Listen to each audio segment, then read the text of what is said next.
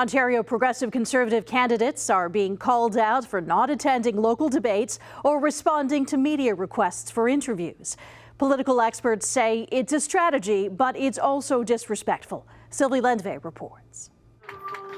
Voters haven't seen much of any PC candidate throughout this election campaign.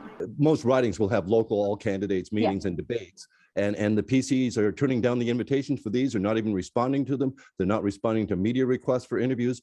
I mean, that's really unusual during an election campaign. It's one thing to keep a tight leash on the leader and protect, Doug Ford from having to make any mistakes, keep him away from the media. But the local candidates, we don't vote directly for the leader. We vote for local candidates. 2 of the 8 PC candidates in Hamilton and Niagara are participating in the local debates. And they're the ones we are already familiar with. Flamborough Glanbook's Donna Skelly and Niagara West's Sam Oosterhoff. Do you think it's appropriate that people who want a job for the next 4 years are not showing up for the job interview?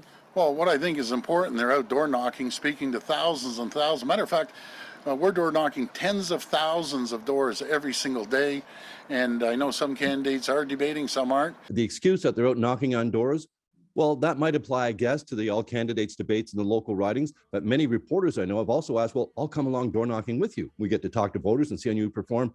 Well, they don't really seem to have time for that either. CHCH producer Randy Rath asked the NDP leader about the PC's lack of participation in local debates. Do you think that this is direction that's coming from party headquarters? And why do you think they would give that sort of direction?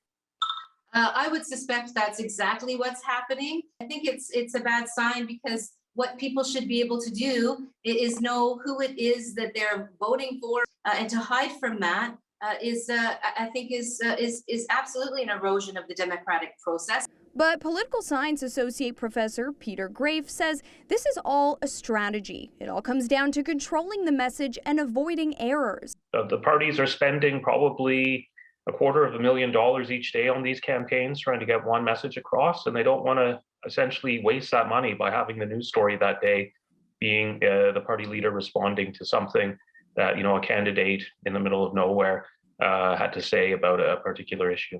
Graefe says sitting out of the debate is another strategy. If you have 28 evenings to go and meet voters, you're going to get a lot more accomplished by knocking on doors for 2 hours than in sitting in a community hall with 80 people who probably already made up their mind. I'm not sure it's undemocratic, but I think it does show a certain lack of respect. The first Hamilton debate is tonight, featuring candidates from Flamborough Glanbook. Sylvie Lendvay, CHCH News.